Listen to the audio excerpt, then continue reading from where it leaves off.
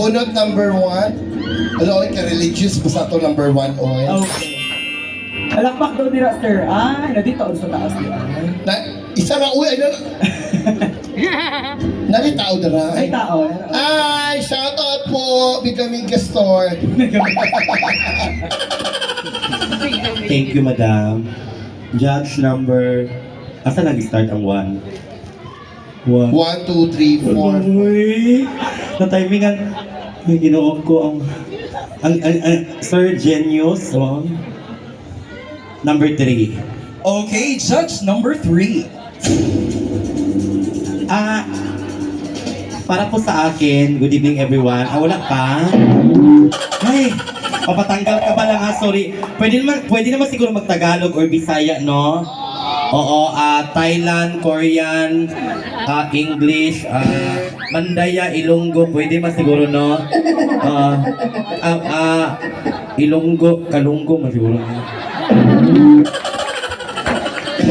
Mali mong giapilan, madam, murag matsugi mong giatuan diri. Kasi narong turn siya. Okay, final lang. Have to deliver the question.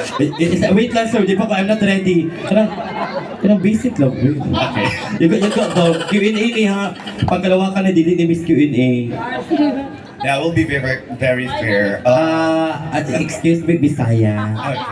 Okay. Ikaw, entertainer ko, pero bulok na po. Magay na komedyan ko, kay kung dili ko na komedyan, ginoo ko bulok jud ko. Okay, since daghan man... Mic check sa... Check, mic.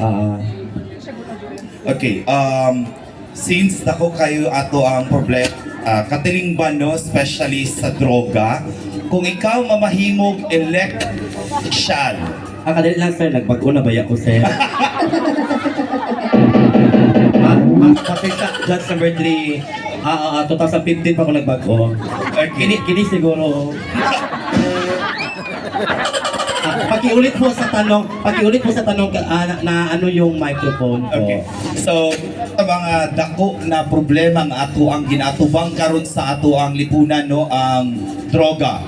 So, kung hatagan kag isa ka chance na mamahimog opisyal sa atong syudad or sa isa ka barangay or lungsod, unsa nga programa ang imong ipatupad na mapalayo ang mga kabataan sa droga? Og nga. Una-una po sa lahat, maraming salamat po sa napakagandang katanungan po. Palakpakan po natin lahat. Pakiulit, sir. Nasalahan nyo. Murag na tense ko gamay. So, unsa nga programa imong himuon para matabangan ang mga kabataan na mapalayo sa droga? Nato sila istoryahon. Oo, na ginahanyo nato nga undangon na ang mga droga-droga, pag-rugby, mga bisyo. So, kung naamantay bisyo, ibutan lang sa lugar para walay gubot. And I thank you. Maraming salamat. And another question, wala na. Wala na.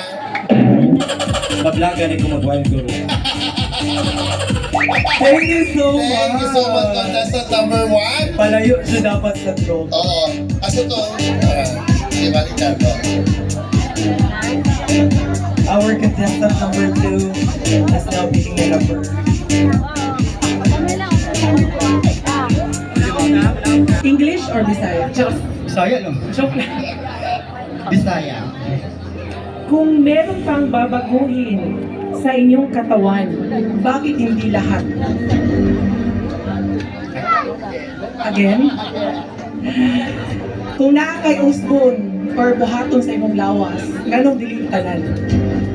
Okay, maraming salamat po sa katanungan mo, Judge number 2. For me, para sa ako, wala ko'y bag-on sa akong lawas. Kaya nga no, kung unsay gihatag sa Ginoo sa ko adawaton nako. And kaya na ko iharap sa tanang tao nga walay bag-on sa akong lawas. Thank you. Thank you so much, contestant. Thank you so much. Mga question na answer. Wala siya ba po? Wala siya ba? Our next is contestant number 3 and now picking a number. Pink. Judge number 1, Yes, Reyna Ibanwa. contestant number 1, pick judge number 1. Maayong gabi.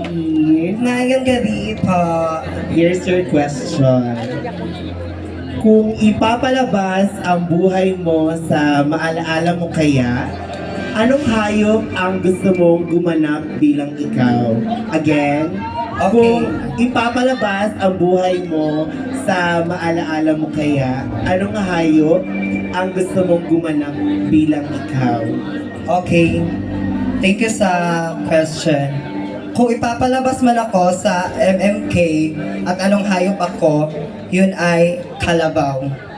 Tulad ng ating buhay, ang nagsisilbi sa ating buhay ay yung papa natin. Sila yung tumatutayod lang ng kahit hanggat makamit natin ang tagumpay. Yun lamang po at maraming salamat. Thank you so much, contestant number 3. Tama Kalabaw. Tama dyan dahil ayan kay Tama Kalabaw. So tawagan na to. Yes, hayop lang ng hayop. Keep fighting. Contestant number 4, pick. Picking naman number. And contestant number 4. OMG. Actually, there's a lot of things. I'm sorry if I'm going to answer this in my own way or in my own comfortable language. But yeah, pwede po kong mag-Tagalog or English or whatnot. I'm sorry, I'm a little bit nervous. But you know, that question is logically, thank you so much for that challenging question. Yung hindi po natin pwede gawin sa gabi, sa umaga, na pwede natin gawin sa gabi, tama. Alright? Most of the people, you know, sleep at night. So that's most probably the very thing that we cannot do in the morning. But in real life, there's a lot of people who is very hardworking, ladies and gents. They work at night, just like in call center and other call jobs. You know, they sleep at morning. So there's always a possibility as long as we go out in our comfort zone and we discover the world. Thank you. Thank you so much, contestant number 4. Done? Miss Queen Babar. Yes. Thank you So tawagan na to ang contestant number 5. Okay, contestant number 5, picking a number. And she picked contestant number 5.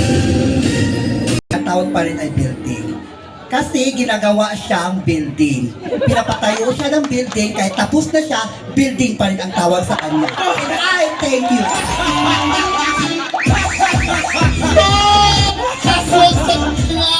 Tingnan ka mo! Building ito ka na. Thank you so much, contestant number 5. So, Next is proceed. contestant number 6. Pick the number. Contestant number 6, pick number, judge number. Amoy kilikili at bakit? Ulitin kong tanong. Ano ang pipiliin mo? Kilikiling amoy bibig o bibig na amoy kilikili? Siyempre mas pipiliin ko yung kilig na amoy bibig. Oo. At marami naman tayong maraming taong nakakaranas ng ganyang mga sikmura, ganyang amoy. Siyempre kailangan natin unang-una sa umaga, maligo tayo ng sapat, maging malinis, kumain ng sapat, kumain ng tama. At saka siyempre hindi natin kakalimutan talagang magtawas. Oo. Siyempre sa Bisaya. Kuli ka kapalit ang tawas, ilabong imong sarili. In short, personal hygiene na dapat. Correct. So tawagan na nato ang contestant number 7, si Madam Madam Nahor. Nahor from Cebu.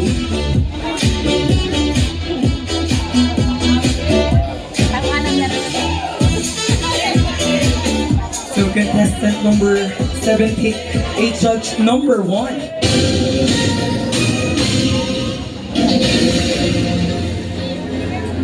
Mayang gabi po. Good evening. Here's your question. Kung dili ikaw ang makadaog karong gabi una, kinsa sa imong mga kaubang kandidata ang makadaog og ngano? Well, Ladies and gentlemen, all I can say that we are here for our competitions. Competitions is a sportsmanship. Ever if I don't win this competition, I am grateful to the people who are winning because he is achieving something. But you know, the camaraderie of joining this competition is different from competing each other. So I therefore conclude that this competition is a part of being a person who is open to all the capacity and capability of what may happen in this competition. But if you are winning, then congratulations. And if you are not, then better luck next time. And that's all. Thank you. Kailangan pa ba? Charis. Oh, muulit na ta. A very nonchalant girl. Alina ka, number 8. Hey, contestant number 8. Magtanong lang kang kulagi. Oo, sa pagpili ko, kisay mo gusto na judge. Oh. Asama ni siya ka ng English, Tagalog, Bisaya. Magtanong na pick the number. Number 4. Number 4! Judge number 4.